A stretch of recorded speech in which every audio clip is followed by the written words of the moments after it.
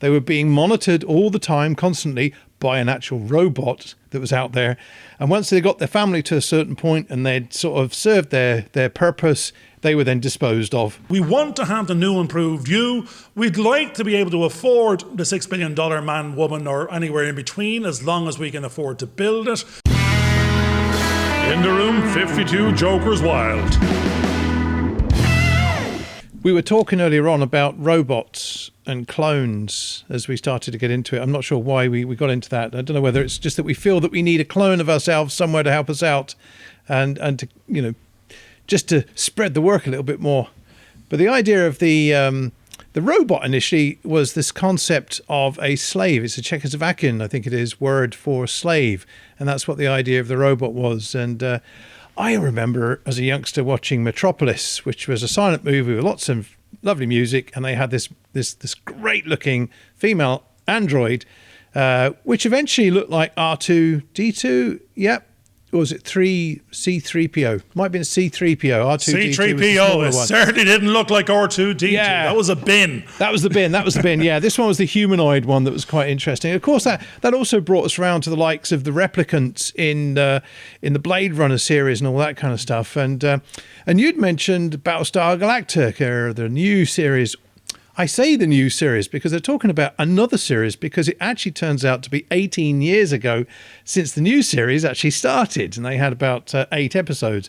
But they had their clones and they had their toasters, as they called them in that particular series, that were the robot-y type sort of characters, I think. And I used to teach life drawing, and I had my little friend here that I used to bring along so we could see the insides of him, see how gutless he is, and this idea of, you know, we're a robot really underneath our. And for the visually impaired, George is actually sort of has a mini skeleton of a leprechaun, or it could be a skeleton of a leprechaun or some other urchin from the Lord of the Rings. We don't know. It's a hobbit. Could be a dwarf. Could be a hobbit or a dwarf. Person. That's it, a little person. Yeah. It's actually an 80 centimetre long skeleton that is used for medical purposes and for life drawing, so that youngsters can actually learn how to. And we're just hoping to God, because there's all these conspiracy theories, that we have all these good-looking skeletons that, you know, where are they coming from? Are they plastic? Are they man-made? Is it real bones? Is this a child skeleton? Are the bigger ones in the medical labs real? And I know we're going 3D and like in terms of remote medical now, but if you thought of the skeletons out there, there's too many good-looking skeletons with good teeth and perfect teeth for my liking. I reckon there's a bit of a conspiracy theory going on. Well, actually, a lot of the plastic models that you see of these, because you can get them online on Amazon, the likes of, they're actually replicated, I think, are on a certain particular person. There was a person that was that skeleton. And I remember when I got my 3D printer, because they make lots of little robots now using 3D printers, I actually had a crack at printing out a 3D skull that was about the size, a little bit smaller than that one that I've just shown you there, and it was all good fun. It didn't print out very well, so I'll probably have to do another version of it. But I like the idea of some of the mechanical things. Actually, this brings us back to clones and robots and the likes of, because I went out in my car today and I'd had to take the battery out because when it froze a few weeks ago, the battery went dead. So I took the battery out, charged it up, like you normally do, put it back in, and the steering wheel light came on, but it was still okay, it was driving. So I went out today and the steering wheel light went off. And then I suddenly found that the car was pulling to the right and I couldn't go left. So I had to take all the right turns so I could actually get myself back home in some form or fashion. And what we had to do in the end was simply unplug the battery once again. And once we put it back in, the light came on again, but I could actually steer the car. I could go left. I could turn left, you know. I don't think it's all these right-wingers that just want me to go right in this. It's a Skoda as well, so it comes from an ex sort of Soviet. You're not impressing anybody over here with that language. But this car could only go left. It could only go right. You know, so it's rebelling. So that car, that Skoda, can only make all the right moves, except all the right moves were the wrong moves. You were going around in circles fast. Yeah. So we're only going one way in circles. So that's what we feel like in life. Back to where we were earlier on. Exactly. Are we making the right moves? Are we going around in circles? That's what we feel like most of the time. Are we just a clone? Are we going through these robotic motions? We wake up, get up, go to work, sit down, eat, drink, sleep, repeat. I'm not a robot. No, again, George will say, many conspiracy theory. Are we living in the construct? Are we living in the matrix? Is it that we think and therefore we believe that we are real and therefore we are, and we're just a bunch of blips and ones and zeros? So we are told that we are real, we feel real, because our programming says so. Are we robots? Are we clones? I think the clones are more the organic version of the robot. It's okay, there's Dolly the sheep out there somewhere. I don't feel like a sheep, but I mean, I do feel like you said, we need to clone ourselves. We need multiples of ourselves to do the amount of work we have to do. But we don't want to feel like clones. We all want to be unique. So, no, we don't want to feel like a robot, but I mean, we sometimes wake up in the morning and go, we're doing robotic tasks. Actually, most of the jobs going to be saved out there is about robotic process automation. It's not that they're going to build robots and replace us. It's that the coding is such that the machinery is automated and this process is automated. So you take away these mundane, repetitive tasks. But that journey is meant to be to get the economies of scale, the efficiencies, to give you back your life that you are meant to do, the Star Trekking, concentrate on the arts, the creativity, and rather than the mechanical, robotic automation which we're turning ourselves into. So we're becoming less human, more robot,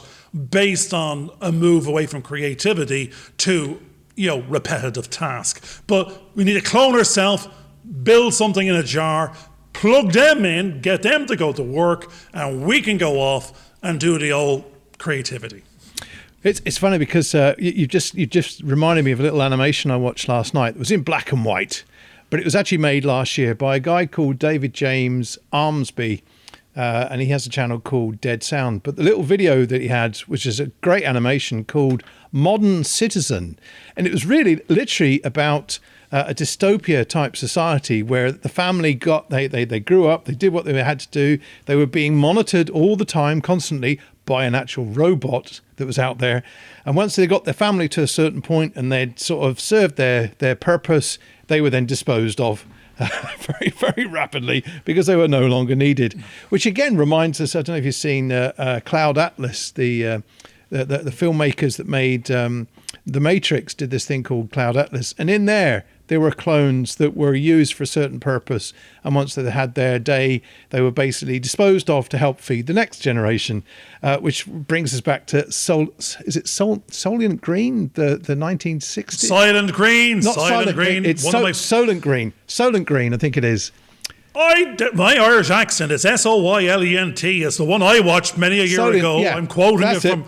Silent. It's Irish. The TH is no TH in it. But if I'm an Irish paddy, being that I am, for years I've been saying nugget, not nougat. It's Soylent Green I don't even know how to say what the hell you're saying. Soylent. I have to have a different. Soylent. S-O-Y. What the hell is that? Anyway, Soylent. regardless, it was Jacob's cream crackers for the masses. You went in one door and came out in a box in the other, except you had Jacob's cream cracker written on the side, or the brand at the time was Soylent Green, whatever it was. You were the food for the masses. You got to live so long.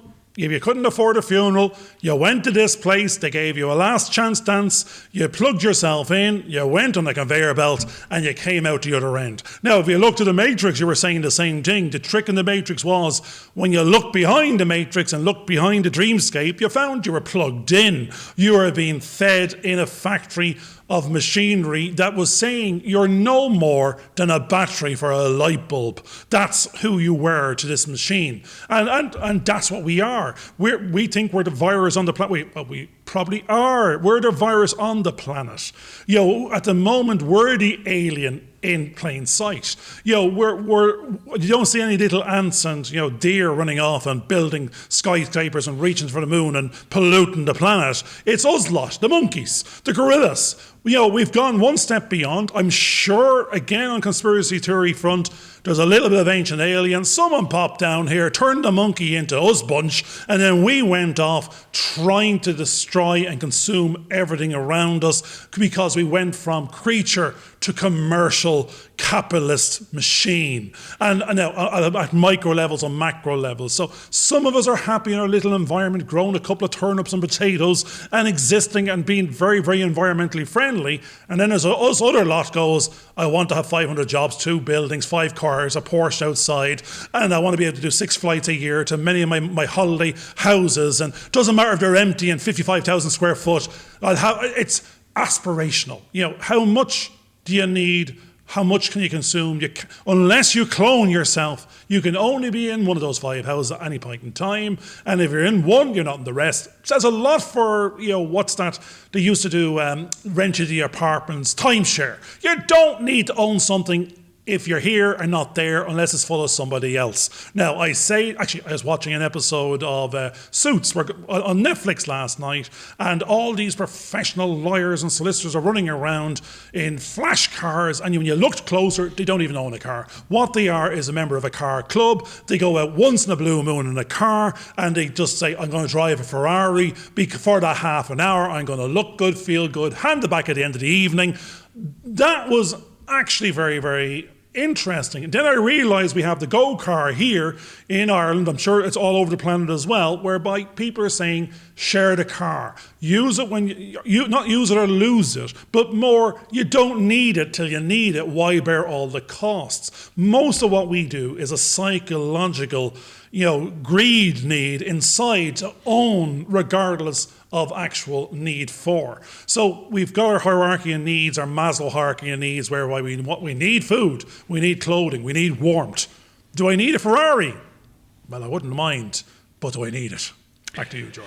You reminded me again of another film. This one's called The Island. Do you remember The Island, where all these people they were? No, I'm thinking Lost. No, this is The Island, where all the people on it. It looks like a futuristic society, and all the people on it are waiting to win the lottery. It's not The Island of Dr. Moreau or something. No, it's not that one. No, it's that's another one. All right, it's another one. This is one where all the people are kind of hoping that they will get a chance to win the lottery to go to the island. And then it turns out... I remember it now, yes. Yeah, every single one of them is a clone for some rich person outside who's too busy driving around in that Ferrari you're talking about, hasn't got time to have children, hasn't got time to look after themselves properly. So they can have a clone made for them so that they could have organs replaced or to have babies. And then, of course, once the clones are done, they do the same as what they did in Soylent Green and all that stuff. No, Soylent Green, you went into the grinder mince machine. This is more, let's take part of the Lego and put it back together again in a different order. But once the clones serve their purpose, they knock them off the same as they do in the model system, and basically they get rejuvenated. It's that repurposing, whereas it's kind of recycled. That whole recycling process to make sure that nothing is wasted. It's like that energy thing, nothing gets wasted. It goes somewhere and it gets returned back to its basic elements. So that was another kind of story that goes through that whole sort of you're process. Saying that film was saying by definition they're technically grown in a test tube or accelerated 3D printed. I don't know how they were produced in terms of the full body accelerator. Still a bit of Judge Dredd going on there now. Yep. Build all the judges, grow them, fast grow them to the size and shape they need to be, then download the personality into the, plug them in, off you go. Oh no, that was carbon. What was that? Carbon? No, that's another one. Judge Dredd. That's the Judge Dredd one. I'm saying carbon. What's it now, sir? Altered carbon is where we had a conversation about altered carbon back in one of our earlier podcasts going, that's the sleeve. The language there was download and upload into your sleeves. These sleeves were clones, but the essence of you, they were empty till you downloaded yourself into them. So you had your escape route. If you got suddenly getting hacked to bits or shot or killed, the whole point was you had a backup drive in the cloud. You would only, once you could afford your backup sleeve, you will be uploaded remotely and downloaded into your replacement. You might lose a day at best. So you're going, and then the rich and the famous will have multiple clones. They download themselves into multiple versions of themselves. They will be, going out and dating themselves, bringing narcissism to the ultimate level of who better to love you than me, being yourself, and actually introduce you to yourself and go for a date, because that's where altered carbon could bring you. But again, great tech there. We're covering the clones. We're covering the upload, download, backup in the cloud. We're covering unfortunately, the organ build and 3D print for yourself and live forever. So, I mean, why build a robot? That was where we thought of the future would be. Build a robot body and download yourself into that. The tech in the last 30 to 50 years has said, feck that. We'll build an organic version and we can fast grow it in a 3D test tube equivalent. And now all we got to do is put the spark of life in. All the bits are in the right order. Now all that's missing is the soul, and all the soul actually is ones and zeros that has a volume of gigabytes or terabytes, and that's you. Plug in and play. Here we go. So there's the Westworld. Do you remember West? Plug and play. You've got Westworld, which is the Hugh Brennan one, which is a slightly different one where they made sort of actual robots who look like humans. But the newer version of Westworld that was on HBO, basically they did actually 3D print them and actually create a bit like the Ghost in the Machine also, which is a Japanese kind of version of that whole sort of thing. It's the same kind of concept. I think exactly. If you start thinking of the organic version that if we can build a 3D version, organic version, which we can grow ears on the backs of rats, and we can do all sorts in test tubes. We can 3D print, various organs, and by definition, you can 3D print the bones. But you're starting to go, but bones break. Are we going to do them in titanium? Why would you not go to the next level of the new super improved $6 million man? $6 million man back in 20 years ago. Yep. It's probably 2.4 billion now. I'm not too sure what the pricing conversion will be. But if you were redoing the $6 million man with inflation and CPI, is that now $6 billion man? But if it is, and we can mass produce, we're back to the same thing. Would you be building a little bit of more flexibility into those bones? You can organically wrap the organic around it. You can have the brain in there and then maybe an AI brain, but as long as it's you in ones and zeros and personality and you don't know any better, it's you. It's just you have a longer sell by date. So, that's what we want to have, the new improved you. We'd like to be able to afford the $6 billion man, woman, or anywhere in between, as long as we can afford to build it. Now it's all about, do you have a big enough cloud package so you can actually store yourself in order to be able to upload and download you? Well, there's a Bruce Willis movie called The Surrogate. And in that, all the human beings that can afford it, basically, they have a surrogate version of them, which is a robot. And they basically sit at home, in their enclosed environments, whatever's happened to them. And they basically plug themselves in, a bit like Ready Player One. But this time they actually go into a physical body that runs around the real world. But it's still a kind of virtual world for them, because they're still having to disconnect from themselves and go into this other one to experience the real world. And again, you come back to the sense that if it's going to cost $6 billion to have effectively a real life avatar that is mechanical running around and having all the problems, why not create a virtual digital one that would allow you to fly, even like Superman, which is what's in the Ready Player One type thing, and most of the games that people are getting into. I mean, if you start looking at what the VR stuff's now getting to, it will. One of the things they did a test quite a few years ago where they had a monkey and they had a mechanical arm, and the monkey was connected up through its brain, and it was moving its arm around, and it could see the mechanical arm move. And then it got tired and it dropped its arm down, but it still was moving the arm. And he went, "Oh, hang on a second. I don't need to move this bit. I could just move that bit and forget about that bit." So once you get to the point where your brain can actually move other things and you don't have to physically move this, then you kind of go, right, do you need this body? That's the key thing. Do you need this body? Because if you can just be part of an uploaded thing that can go wherever you want to on any kind of journey, a bit like what the Westworld's concept was, but they didn't realize what they could do with the virtual world. You don't need the real world. You can just be in this fantasy world. But that causes problems itself, doesn't it?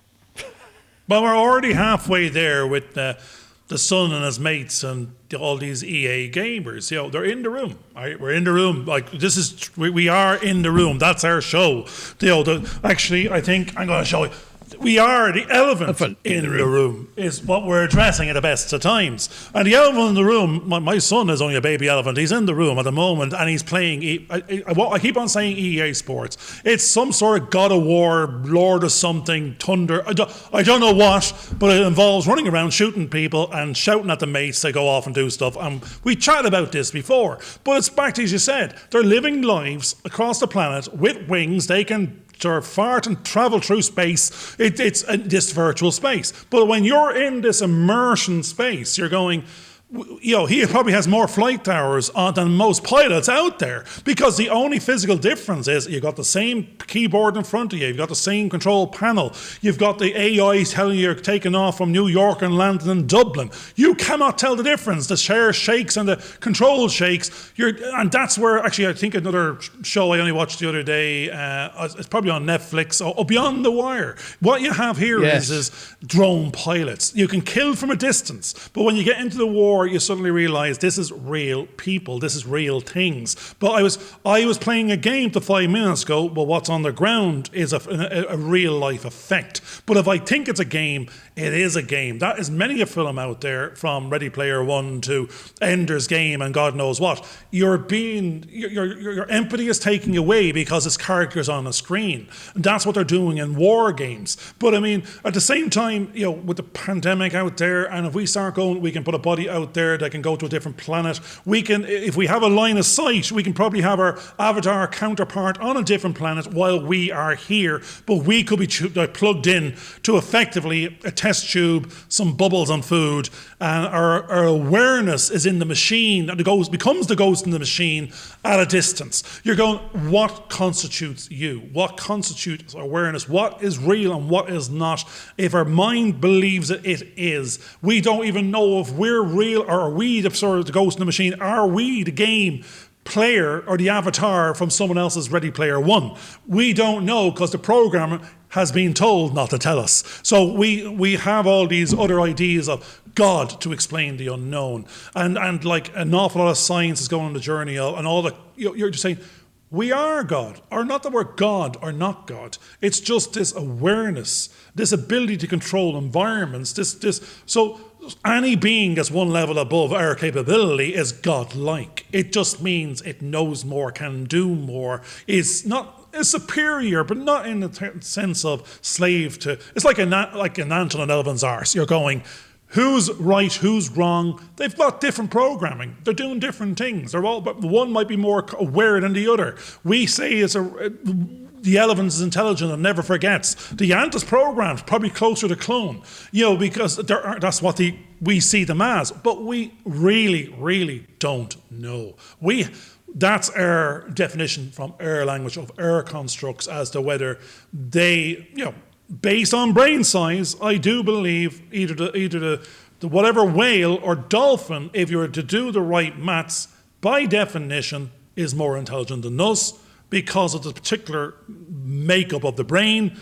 They're not bothering talking. They've moved to sonar. They're in 3-dimensional 55 miles away. Sure, we're nothing to them. We can't even swim. So it's hard to tell who's right, who's wrong. You don't know. Well, we're talking about this kind of virtual world and the games that people are playing, but you and I are now somewhere where to travel from one place to the other would take us about 2.5 hours to get from where I am to where you are, and yet we're talking. There is a slight lag of about a second as we interact with one another, but we're not in the same room. We're actually communicating via the internet to try and sort of have a conversation. And the more people, this last year or so, we've spoken to more people now through this technology, through Zoom, through Skype, through Hangout that's now gone, which is now Google Meets. More and more people we're talking to, and we're talking to people around the world, which you wouldn't normally have got a chance to, And I remember in 2001 when Tricia and my wife went to America, we had to send little videos backwards and forwards and as messages. We couldn't actually interact with them. I mean, basically, you would see this kind of big block of stuff going on, and the voice would be out of sync, and you would kind of go, am I actually talking to them? Or they've just gone purple, they've just gone pink, they've just gone some sort of strange psychedelic color. Oh, maybe I'm actually talking to my wife. But now we can see who we're actually talking to in full HD and in some cases 4K. Although I don't think the internet's quite working at 4K just yet, but it soon will be with all the new technology. But we kind of think we're in control of what's going on. And we've been lucky today that we've managed to get through without a hitch from the internet, because the last couple of times that we've tried, we've had programs break up because just other things that are going on. I think BT were outside here one day just digging up the roads. So it's probably killed the internet for us at some point.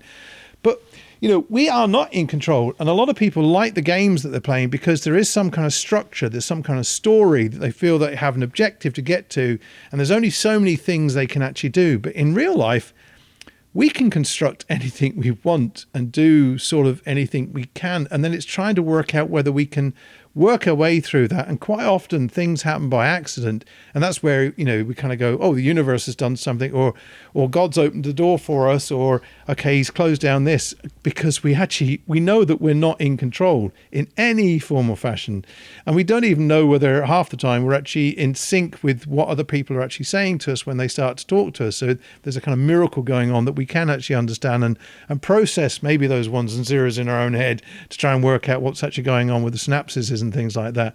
It's all a mystery. And the more and more you study psychology and the like stuff, the more and more you realize they haven't got the foggiest idea either. They're making it up as they go along. They don't know what's happening. So it's all a game. And it's all a game that you're just trying to sort of work out, can we play the game? What are the rules? Do we understand the rules? If we do understand the rules, how far can we go before somebody else changes the rules and we now have to relearn those rules just to be able to carry on playing the game? And then there comes a point, which is where the robot and the clone thing comes back in, where you suddenly go, do you know what? I'm not going to accept those rules anymore. I'm not going to follow that thing. I'm going to break the program, and I'm going to go my own way and do something else. And I think we've reached that point where we've decided that we're not going to follow the program. We're going to break it.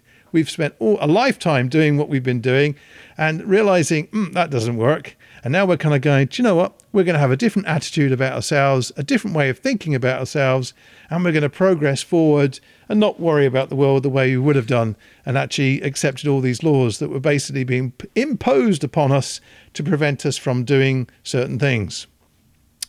Is that how you see things going? No.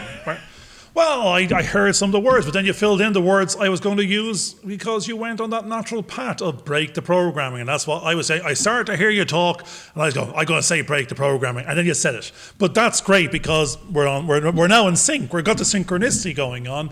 We're singing, as you said, we're singing off the same hymn sheet. Now, I was also reminded of, the IT crowd again, and another show we had. We were saying, reset the framework, Control-Alt-Delete. We're going to Control-Alt-Delete ourselves, reset the framework. We're cleaning the hard drives, and we're going.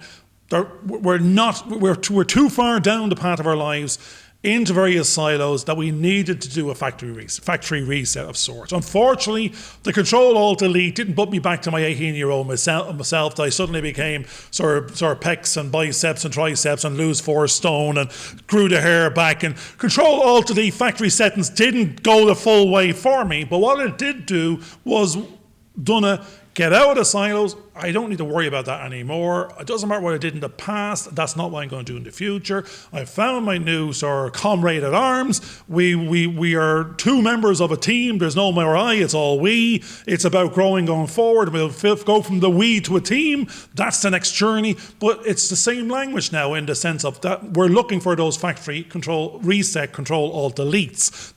They can bring skills from the past, but don't worry about the trappings of the past and the worries of the past. Now we're going to play a different game. You were playing you were playing drafts before. Now we're playing chess. I mean, we like that movie that was out there about the girl playing chess. I can't remember the name. You're going to say it now, but effectively, it's a strategic game. it's a long. You got to be thinking moves ahead, and given we know there's a million ways to win it based on combinations of permutations, you got to play the game. You got to take control of all your pieces. You got to have a strategy. You got to pursue it. You got to realize there's a other player on the opposite side.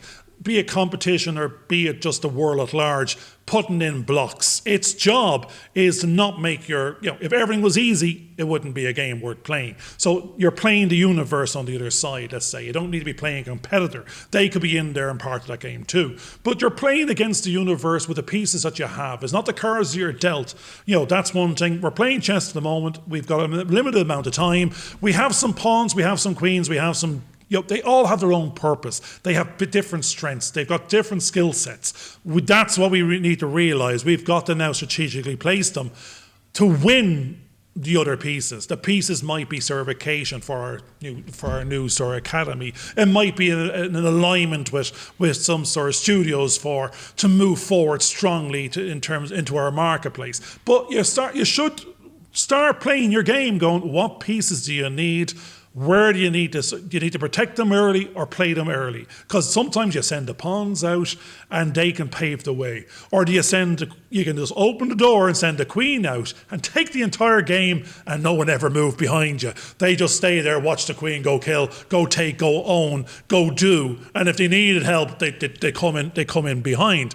We're sending, I don't know if two of us are a pair of queens, but in terms of the skill set that we have, we can take every move, we can go in every direction, we can go all the way, one way, sideways. The only thing we can't do is the horsey. We can't do that little L shape. But apart from that, we can go play, and we are the strongest player on the board. We don't need to gamble everything. We can go out there and lead the way. That's what we're doing. We're for true leaders to be leaders. It's to show the way. It's not to send the cannon fodder out. That's the game we're now playing, and we're enjoying, and we're changing the rules, and we're being mindful of the team, and we have our strategies. Now, actually, as I listened to what you were saying, the number of times you said queen, which was quite good, and then eventually Queen's you said Gambit. I'm going to get it before you do. Queen's Gambit. That's it. I was wondering if you were going to get there.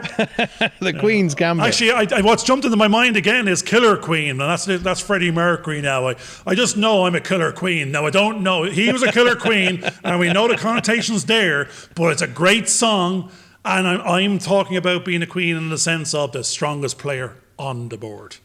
Well, again, it's interesting that over the last few years, in fact, quite a few years, they've been building different computers to compete with chess players.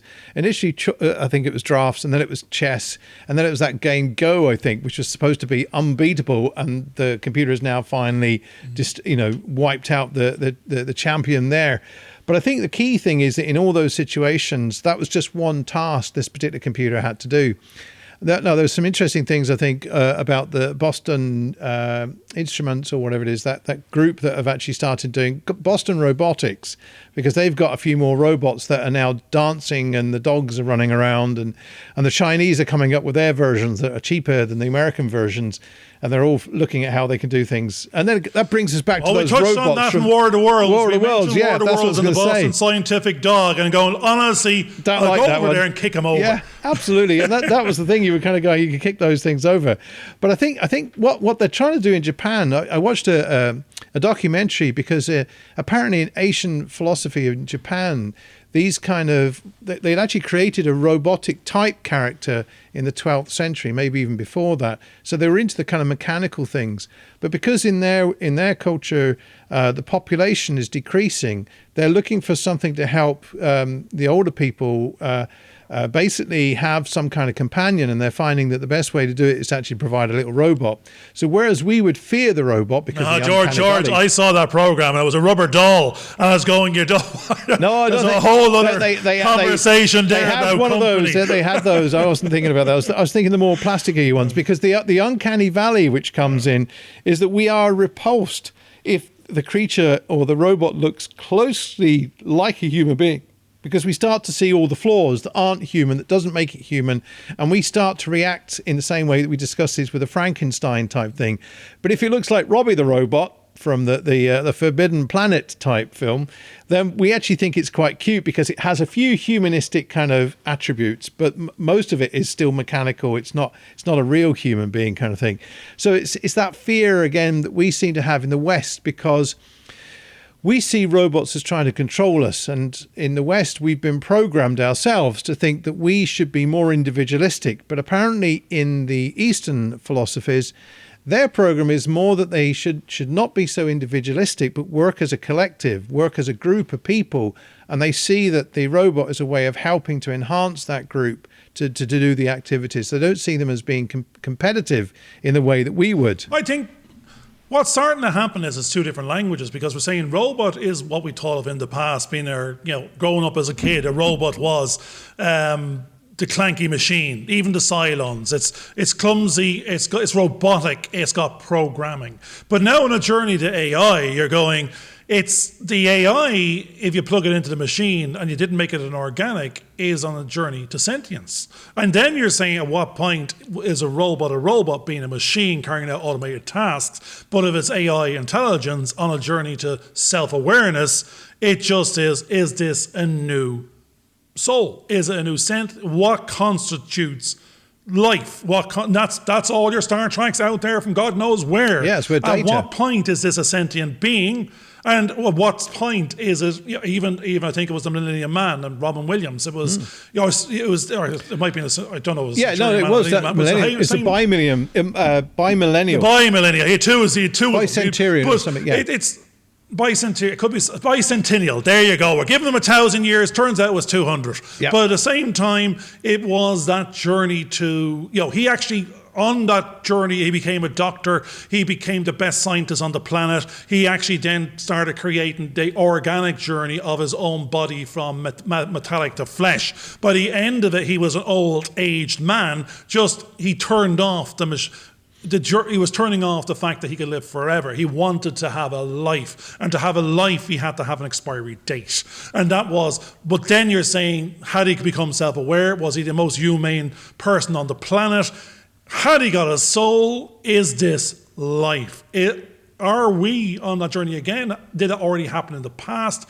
Every time we think of aliens, we think of, is it a physical being or is it a spiritual one? In the sense of, what do they look like? Have they got five, do they look like an octopus, or have they got 4 legs? Or 2? Why do we think in our own, godlike belief in ourselves that anything alien, which if they're here, have to be more intelligent because they got to leave their own planet and get here in whatever way or form, are going to have 2 eyes, a nose, a mouth, and 2 legs? But maybe that is the maths of the universe, in the sense of your thumbs, or whatever it is. For it to build a machine, can you honestly think of any alien crawling out of a swamp with some lizard head on the top of it that's going to have the dexterity to build an intergalactic, warp drive capability faster than the speed of light, while their hand slides off the dashboard? I think it nearly will be. The universe will recreate the maths everywhere you go. Now, it's interesting because we're now reaching that certain point where we have to terminate this particular conversation, bringing in the Terminator. And again, what was interesting, because you made me sort of think a little bit about the Arnold Schwarzenegger character in the last movie. Is it? Yeah.